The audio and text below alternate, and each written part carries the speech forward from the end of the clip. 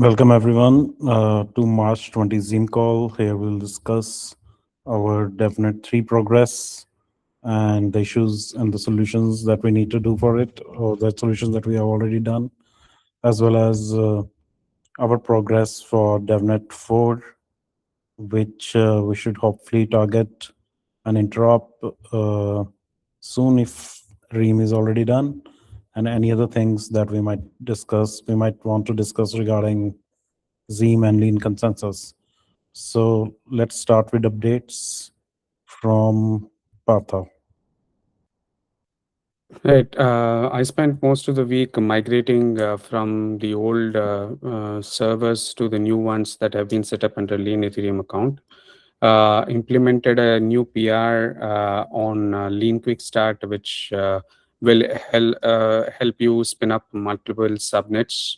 So now, as soon as it's merged, we've tested it. It's working now, but Lean Quick Start supports multiple subnets that you can spin up. I've also reviewed and merged a couple of new client integrations into Lean Quick Start. There's another one in pipeline, Beam, which I've provided some comments on. Once that's addressed, we can integrate that as well. And worked on a couple of issues on Zeam. One of them has been merged, which is a discrepancy in the fork choice API that I had added. The other is what we were discussing earlier today, but I'll wait for Anshal's PR to go through and then sort that out. I also identified a bug in Lean Point, which I've fixed. I still need to work on rendering the UI of that fork choice endpoint that ETH Lambda implemented. For now, that endpoint seems to be working with only 2 clients, but I'll wait until the others have implemented and added to Lean Point as well. Yeah, that's me. Okay, just on the discussion on the topic of multiple subnets, uh, we are still subscribing to all the subnets, right? Uh, I mean, when you say we, yeah, there'll be one unique client per each subnet by default. That's how it is. And uh, In so I'm just talking about Zeam. So in the Kai in the subnet subscription, we are not basically deciding that which subnets we are subscribing to, right?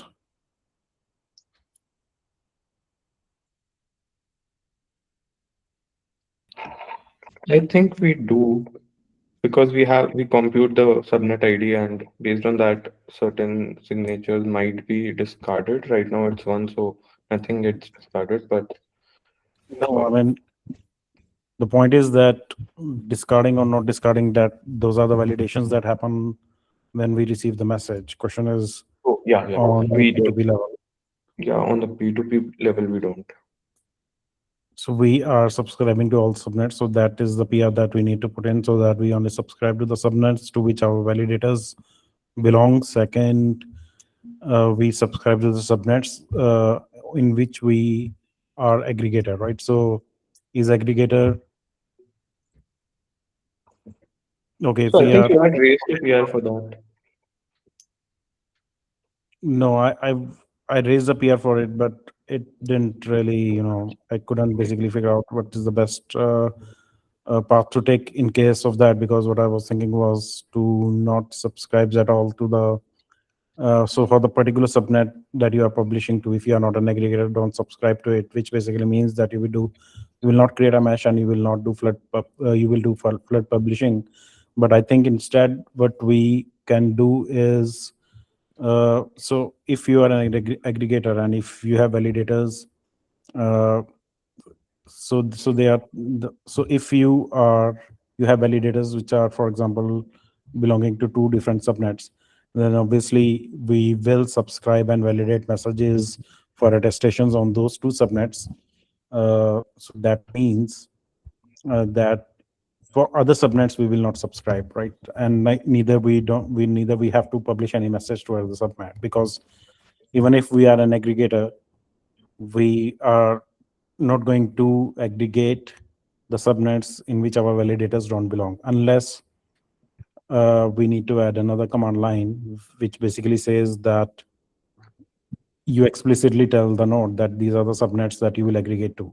So we need these changes. We need these changes in which we don't subscribe to all the subnets, but only to the subnets in which we have validators, and also if externally supplied on the command line.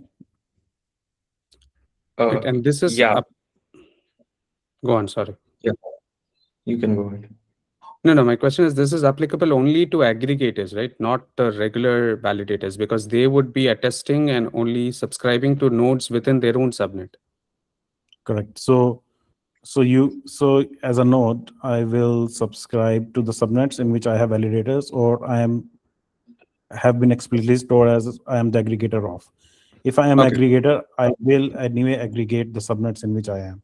So I Yeah, think so this is the simple behavior that we can enforce in at our client level, and I'm not sure if similarly similar thing is reflected in the specs, because if it's not, let's reflect it there as well, so yeah, that so I all was clients calling to behave in that. the same manner. Yeah. What Yeah, did you so I say? was calling to that because right now, just being validated doesn't need us to subscribe to these gossip attestations. Because as a validator, we should not aggregate the signatures, but as an aggregator, we should aggregate the signatures. That is like the current status of the specs as well. I think what you want to change is that we, as an aggregator, as an validator, even if we are not an aggregator, we should aggregate the signatures. While No, proposing the, no, if I no, am, no. So is aggregator flag is different, right? So then you aggregate, but so there are two questions, right? What are the subnets that we should subscribe to, and whether we are aggregator of what subnets? So if you have validator in some particular subnets that you will subscribe to, right? Yeah. Because you need to maintain the mesh over there, and so one thing that I wanted to do with my PR was that you don't even subscribe to those subnets. You are because just publishing. So you do a flood publish, but that might not be good for the network, because it is best that you help in formation of the network as well as validate the gossip objects of your subnet, right? So you help the network. So if you yeah, have validators in a particular network, that in a particular subnet, then you subscribe to that subnet, and basically you validate the message, but you don't import it if you don't import it if you are not an aggregator. And the second thing is, you are an aggregator, then you are an aggregator on the subnets you have validators for, as well as any external subnets that somebody might want to supply on a node. For example, I am a node which doesn't has any validator, but I just want to run it as a pure aggregator. Why should be able to do that? So what I'm saying is that I will subscribe to the subnets in which I have validators, plus as well as in which I have been explicitly asked to aggregate. So now when I'm importing, I'll not maintain whether, this is the subnet in, so I will not maintain whether, I will not do an aggregation just based on subnet. I will just aggregate across all the subnets. I don't have to do that. So there is no validation on the aggregation that you can't mix aggregates from different subnets. So all that is fine, right? yeah, We just need to make sure that we subscribe to the subnets in which our validators are to maintain mesh. And second, if we are an aggregator, then basically to get all the data that we want to aggregate. yeah. But So this as will an result aggregator, in. we'll be doing it just as a individual node because we want to aggregate, but it is not our network responsibility as such.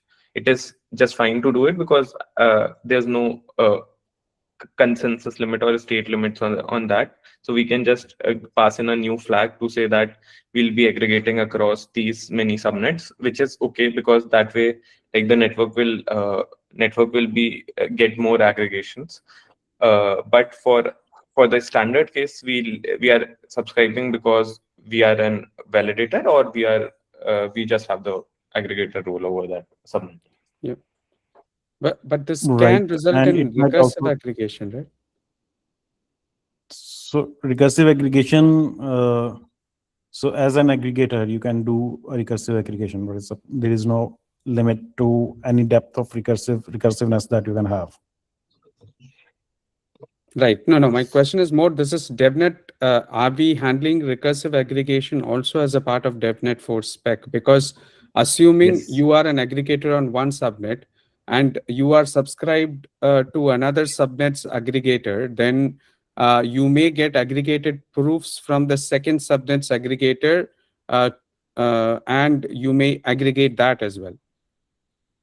Yeah, so Yes, while so doing in DevNet recursive 4, aggregation, we don't look at the validators. We just look at the valid aggregated proofs that we have. We Okay. don't take care about like which validator it includes, because Right. if everybody will just continue to aggregate over their own subnet, then how will we recursively aggregate? So if there is a aggregate that I have already found in locally via gossip or via the blocks, then I'll simply aggregate it if I'm doing an aggregation for a particular attestation data. so aggregation is just an optimization. Even if we don't have aggregation in DevNet 3, recursive aggregation in DevNet 3, so recursive aggregation is just an optimization so that Okay. we make the block smaller, right? Even if we don't have recursive aggregation in DevNet 3, we will pack the aggregate so that we can have a good coverage, or we couldn't have the coverage that we want. So that is not really an issue. Okay. So I think we need to make this spec change of the behavior that I discussed about, uh, in the sense that we need to make sure that the spec is updated, and maybe I'll write a issue for Z clause to do a PR for Zeam, and on the basis of that, we can update the upstream spec. But the expectation is that uh, if you are an aggregator, then you aggregate the subnets in which you have validators, and I think, or in which you have been explicitly told to aggregate. So with this particular change, I think we should run DevNet 3 multiple subnets with this particular change.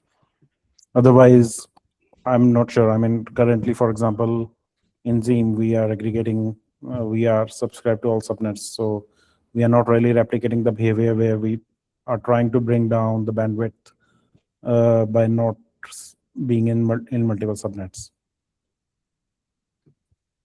which is Makes sense. basically one of the aims of this particular architecture.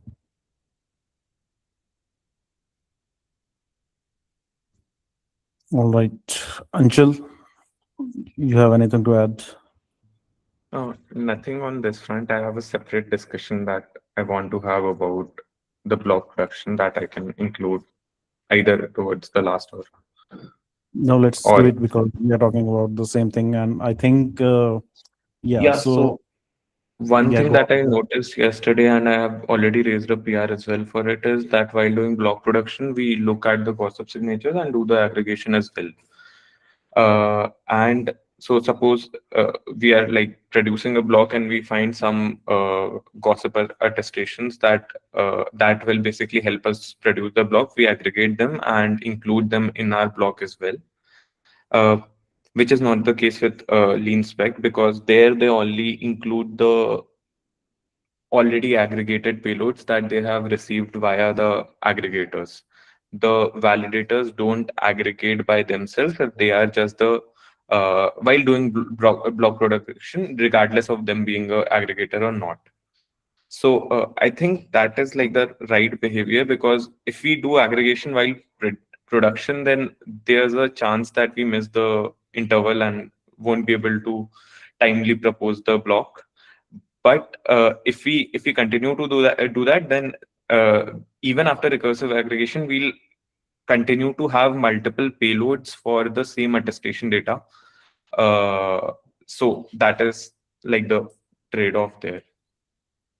So obviously, we don't want multiple payloads for the same as registration data because we want to compress the block, and we might be doing aggregation across multiple messages even for that purpose, and the purpose and that only proposer can do.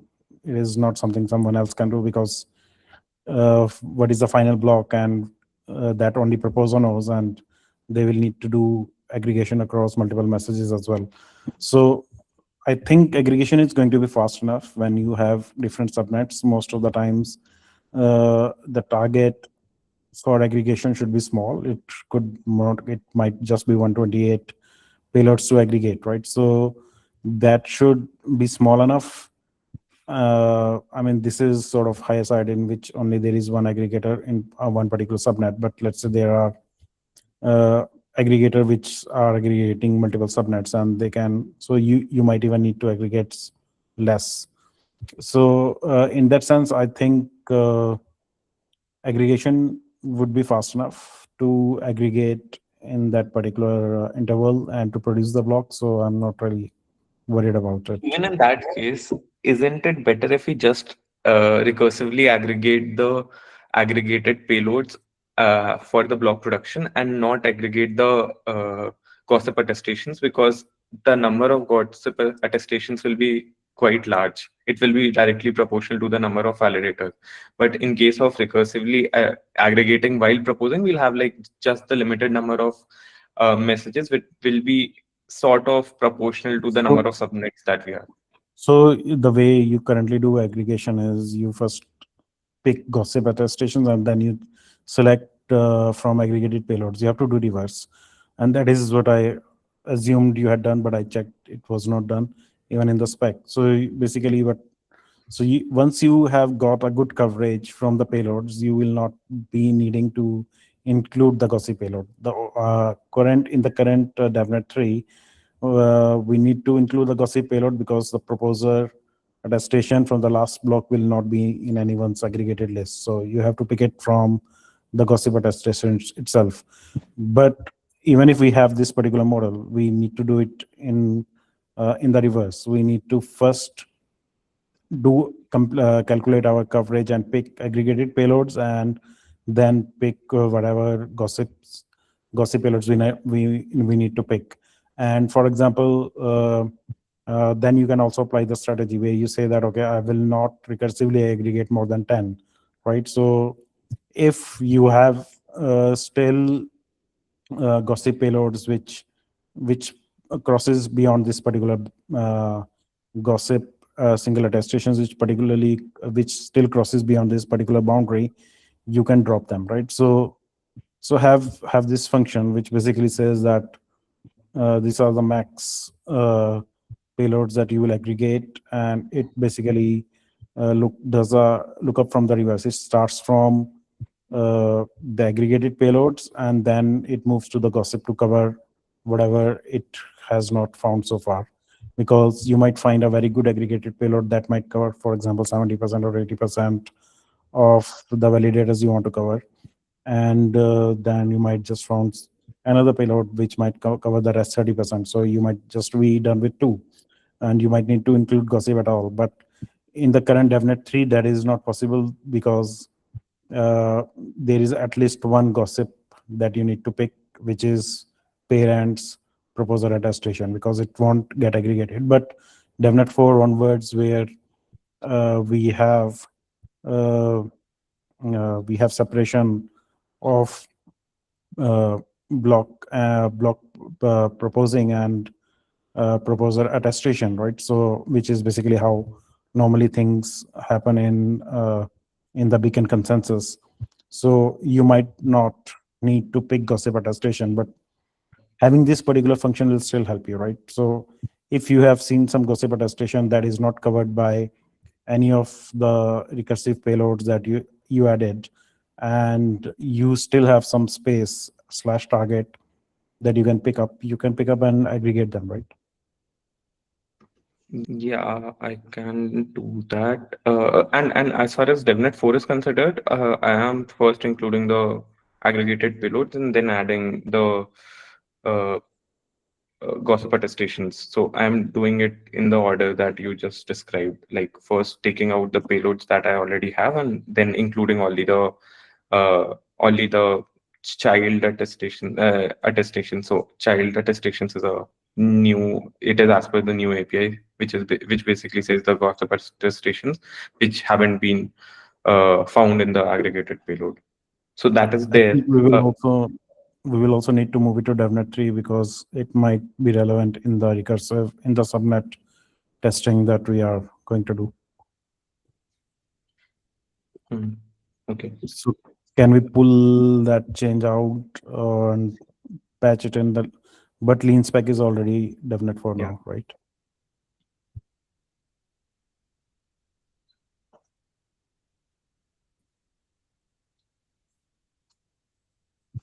At least on Zeam level, can we make sure that is the way we do that? But in our Zeam DevNet for implementation, we will also have it, which Kai would have done it Yeah. that way. Okay, let's not touch it for DevNet 3, which is Yeah. fine. Also for DevNet 4, I think we should segregate the chain config to a different JSON or YAML file, similar to how we do it for Genesis. Because right now it is for Zeem, Partha had created a PR to supply it as a CLI parameter. It is more of a chain config parameter. So if we need to update that, it should be uniform across the chain. Right now, there's config.py file in lean spec, but if you want to down the line when we want to have like n number of subnets, we won't be updating the binary or the Docker image. So it's better if we can supply those config variables as a JSON file. So subnet should already be in config.yaml, right? I think what Partha did was just to help in his testing to override the config. Yeah. Okay, so it is in config.1 JSON. There is one in Config.yaml. config. Yeah, YAML. Okay. The command line parameter is just to override when I want to test it locally, without having to Oh. change. So does like LeanSpec also have that kind of behavior where we can supply it from the YAML file? Actually, lean spec does not have several. I mean, most of lean spec's configuration is in their YAML setup. They don't have as many command line parameters that Zeam has. But if you think we can add it, yeah, it should be good. I mean, we don't need to add this in inspec. I mean, this is just a client specific thing, right? So Yeah. why clutter inspec for it to have a command line parameter? If any clients need it, they can build on their own. And Okay. so the point is that it should be picked from config.yaml. I think that is what we do, but Partha's PR was sort of to override it using command line. Yeah.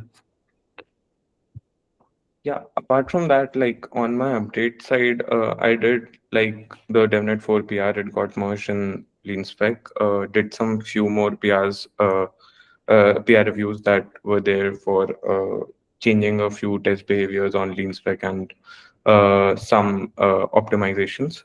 Apart from that, like I merged that formatting issue that Karthya mentioned, and there was another issue that was raised by one of the Glean team member regarding the sec fault that they were encountering. It was like a basic thing that I engaged C-Class to fix. Apart from that, like right now I'm working on updating the gossip attestations and aggregated payloads map to be keyed by attestation data. It was published as a DevNet 4 PI, but it is backwards compatible with DevNet 3. So I think we can merge that. And within that PR, I have also changed the block production logic. So up till now, in LeanSpec and in Zeam, how we were doing block production was that from all the known payloads, we were calculating the attestations, and based on those attestations, we were recursively adding those attestations on top of the state until we couldn't add any more attestations. I think that is pretty inefficient. So since now we do have data indexed via attestation data in our gossip signatures map and in our aggregated payload map. So I am doing it via the aggregated data itself. So I am so based on the latest justified checkpoint, I am trying to find attestation data in my already known payloads, and based on that I'm making that block production happening. So this will be significantly more it is significantly simpler and efficient. So I have already raised a PR for that in Zeam. I plan to raise one on lean spec as well, although like this is something which is which doesn't change the behavior of the uh, blockchain as such. It is not. It is something which won't affect the state as such. It is just a block production optimization. Got it. Let's move to Katya. Hello, everyone. So this week I was working on the new servers migration, collaborating closely with Partha, testing his PRs, like how it runs on Ansible. I was also working on my own PR. I want to add the node replacement. So it's currently in draft, and I also added login for Ansible runs because I want just to check which command I used, like whatever logs were. So this PR is currently blocked with subnets PR because we made a lot of changes there. So after it will be merged, I will continue working on this. So currently I do it manually, replacement. I also ran a new client yesterday. I joined it to the network. It's an lean client, and currently the DevNet 3 is running and it's healthy already 2 days. So I think it's the longest run of the DevNet, and hopefully we will continue. Waiting for the Gene node. I think the guys are on the call. Maybe they will also share something. That's my updates.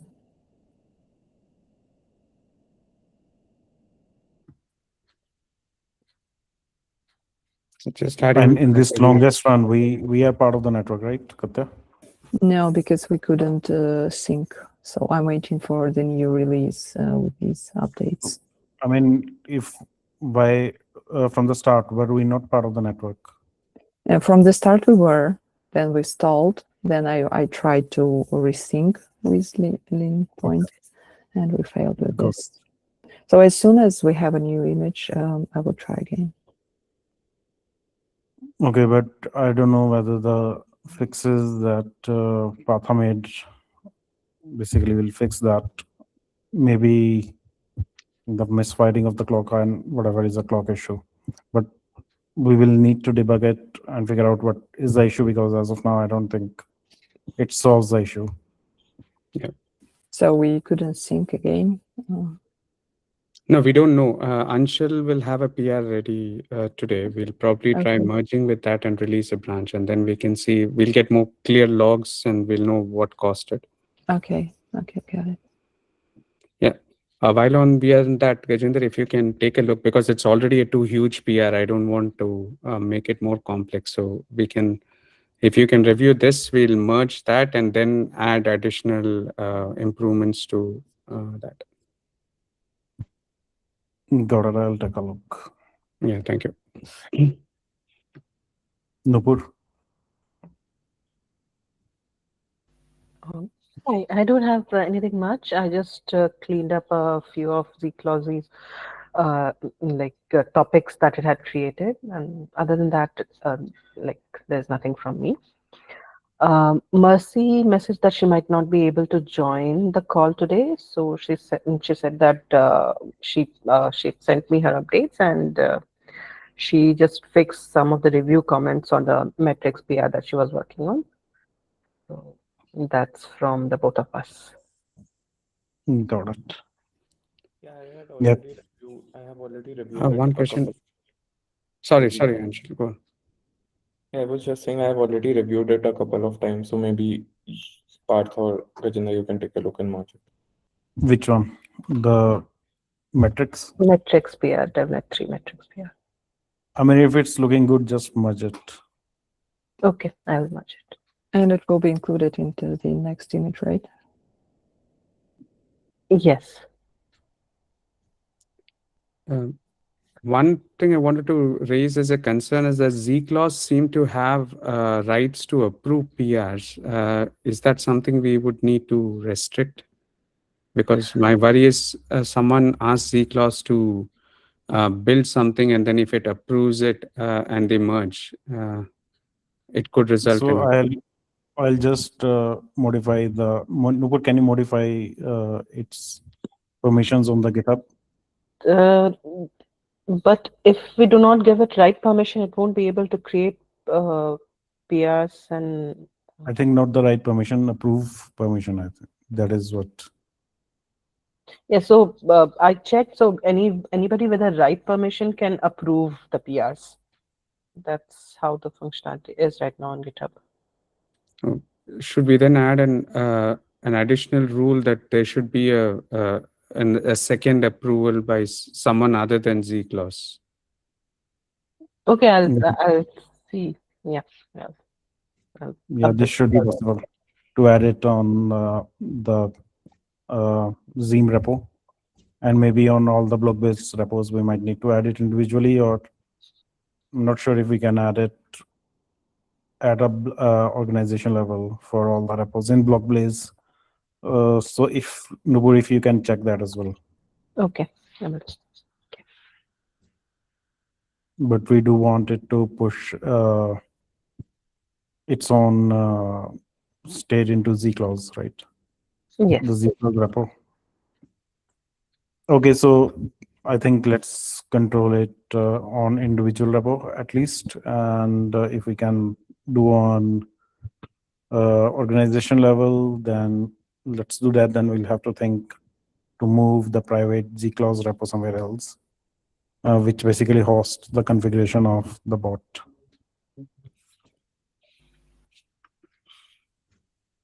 Okay. Cool. Coming to me, I've been reviewing PRs and looking at the spec, and also basically building a presentation that I have to present in HCC for Lean Ethereum, and it's the topic is Lean Ethereum spec and implementation. So we'll talk about spec as well as how the devnets have progressed so far and how they might progress further along. So yeah, this is my update. And Kai was there, right? Kai was present in the call earlier. Yes, he was, but I think he dropped. He dropped out here. Okay, cool. We have some new faces over here. I think they are from a different team, right? Yes. We're from Jim Klein. Happy to be here. All right, cool. If you would want to introduce yourself, feel free. Please feel free. Yes. So my name is Lonks. I'm the engineering lead of Jim. Cool. How is Gene? Gene, right? Gene coming along.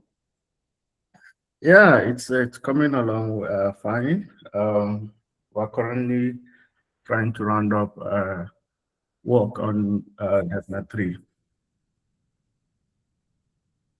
I think it's G for with Gajendra.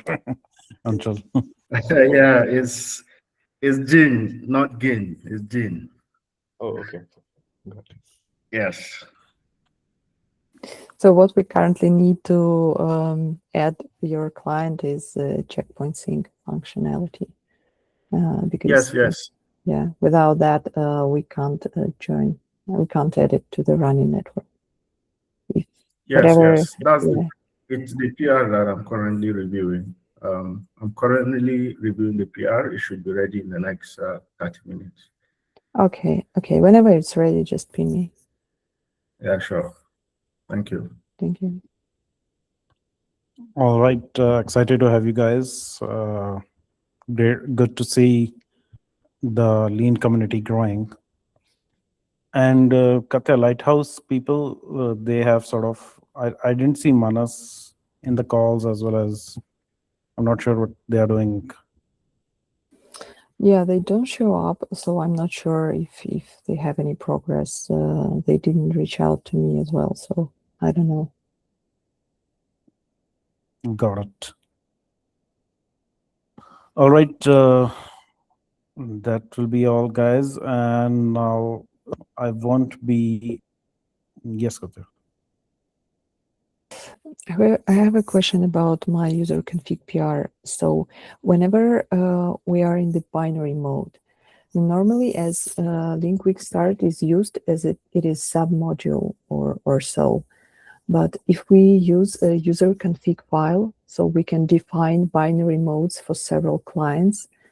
And this means, so we need to change this logic maybe. My idea was to provide the full path to the client into this config file if it's binary mode, and just run several clients as binaries. Does it sound okay or not? I can try to implement it. So what exactly is the change? What exactly are we trying to change? We are currently able to specify the binary mode from individual client CMDs, or we also move that to the config? So we can move it as an overlapping feature. This is what I'm working on. But I stuck on the running like several clients because we use link quick start as a submodule to run one binary. So if we need When to you say run, we, you are talking about Zeam. yes. So, but user config file supposes like to set up binary modes for several clients, like whatever you want, whatever Right. clients you want. So we have just set up as a submodule to run for Zeam configuration, right? It just for our own testing. So you say that mode will be affected. Yeah, Is so that what you're trying? we can keep it as it is now, but whenever we use user config file and several binary modes, we can use it from link quick start. So we don't need it as a submodule. We just provide the path to all the clients, and they will start as binaries. So we run from link quick start, not necessarily like submodule. So the submodule is not really required. You can just change the path, the reference path itself in the CMDs, and you can do it from there. Submodule is something that we just used to package it with Zeam. So I don't understand. Yeah, so these paths you are talking about, this will be like updated. I can make my own version, and you will try and see. So yeah, do the PR in the way you want to, and then we'll see.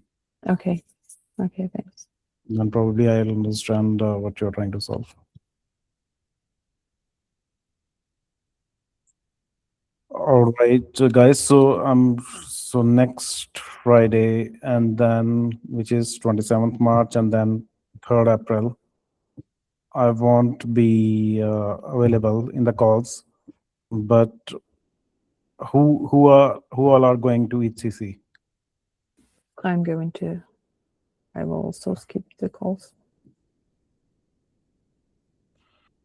Cool. So I think for the next 2 weeks, then we can continue async, or we can have a catch-up call whenever we need to, and then figure it out. But yes, officially for next 2 weeks, most probably will not have the call.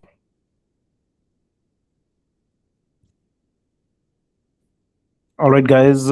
Yes, but before we go, Kai is not here. But Anshul, do you know for what is the status on DevNet for interop? Kai joined back. Yes. Oh, hi, Kai. Yeah. So let's go with your updates. Yes. So for tablet 4, so I I almost finished the PR, but I found there is another PR which by unsure uh, that is update store to key. I think this PR need merge first,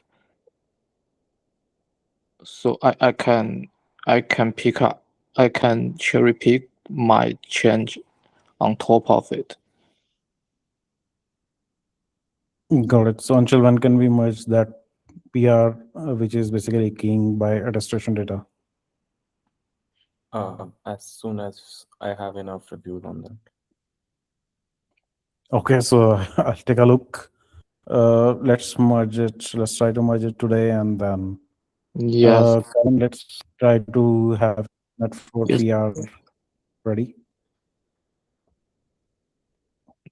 yeah, yeah. I already start to uh cherry pick based on this PR, so you can if not much change, I think I can finish by the end by the end of uh today or tomorrow.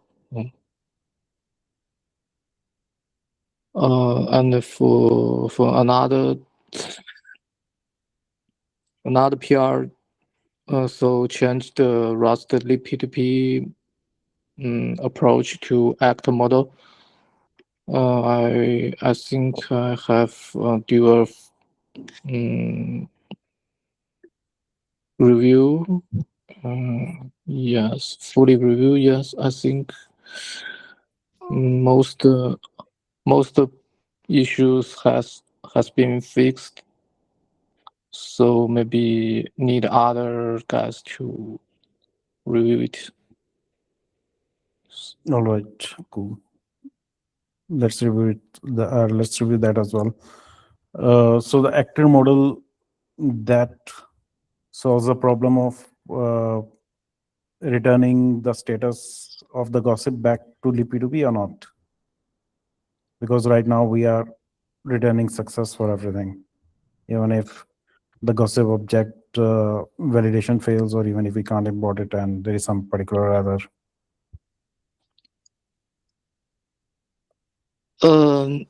Yes, it's um. So for Rust P2P side, it will return the flag.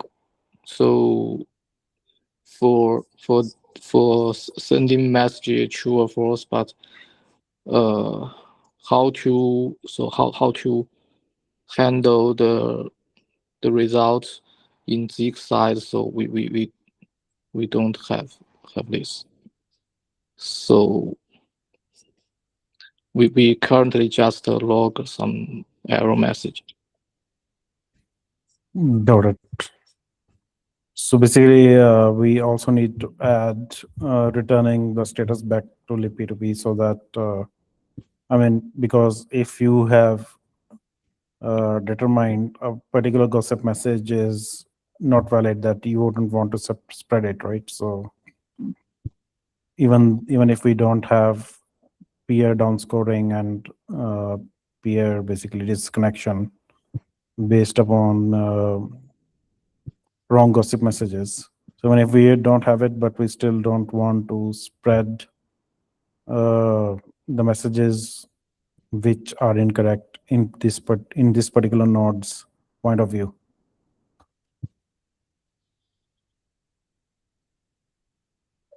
Mm. All right. So yes, let's also try to get that work later on. But yes, but for now, let's focus on DevNet 4 interop Okay. and the changes that we want to do until with regard to proposer. We proposer needs to aggregate, and if it's not present in the lean quick start, then lean spec, then we need to add it over there. But does Zeam already have it, right? We do still aggregate on block building. So in my updated changes, it doesn't, but I can add it in the lean spec and we can roll it out as part of DevNet 4. So in currently DevNet 3, do we do that or not?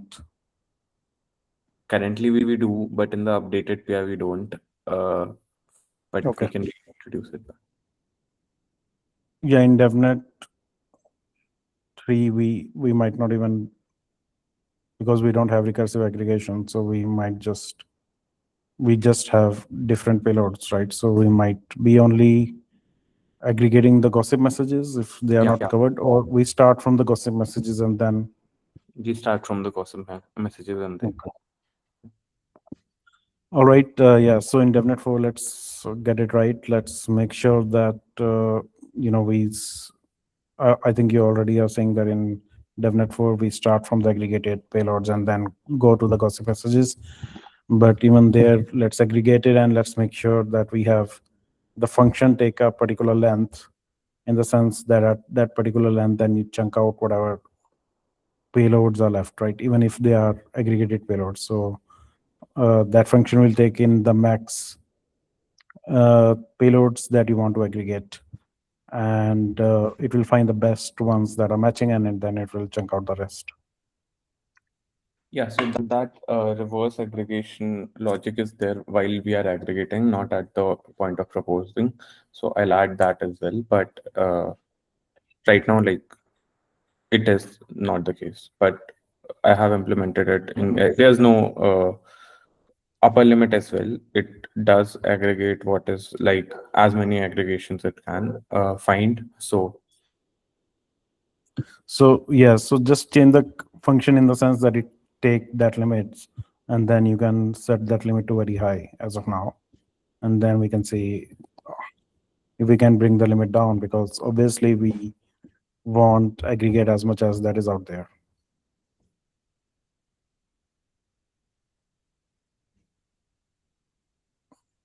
All right, Mercy is here, but Mercy, do you want to give your updates yourself, even though Nupur has already mentioned them?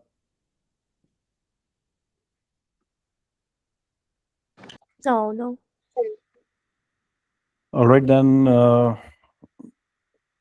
we will go over time. We are just on time as of now.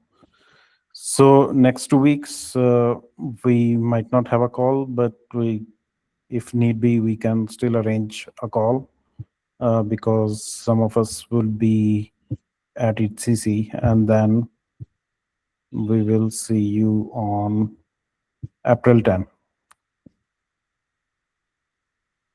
All right, guys, thanks for being here. See you on April 10 next. Thank Bye, you. everyone. Bye. Thank you. Take care. Bye-bye. Bye-bye. Bye.